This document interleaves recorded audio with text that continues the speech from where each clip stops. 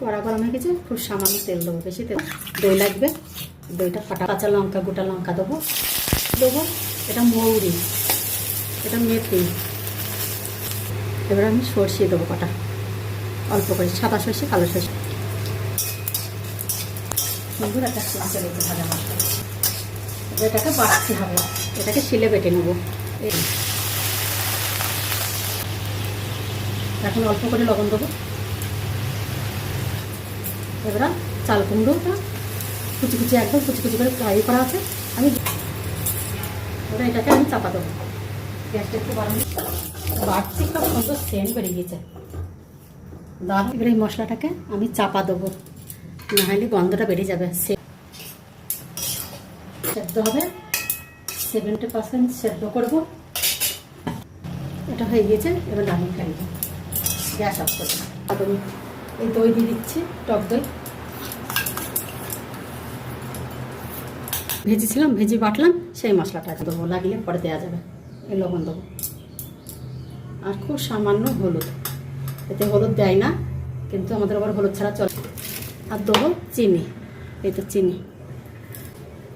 আর দেবো নারকেল কুড়া, এই তো বেশি করে দেবো।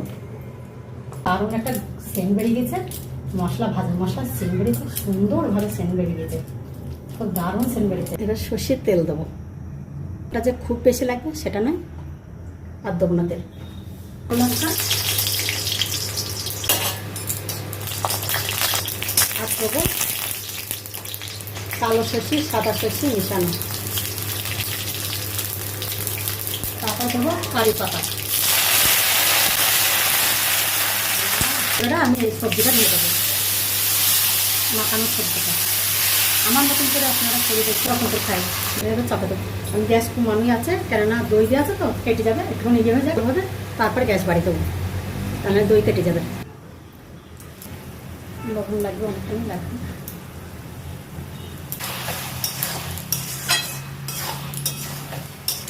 ঘি দেবো। দেখেন এই ঘিটা খুব ভালো হয়, আমরা এই ঘিটাই খাই বেশি ভালো। সেদিন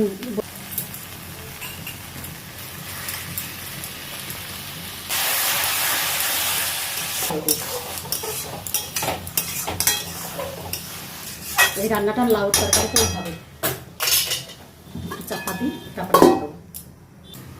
এটাকে আর জাল দেবো না, এবার নামিয়ে দেবো। দেখেছেন আমি কীভাবে রান্না করলাম, আমার মতো করে আপনারা এভাবে রান্না করবেন। ও ঝাল খায় না, আমি ঝালটা একটু কম দিয়েছি, গরমে গরমে লঙ্কাটা হয়ে যাবে। দেখেন রান্না হয়ে গেছে, দিতেই হবে। আর যা যা মশলা দিয়েছি সেম ওই মশলা দেবেন। আর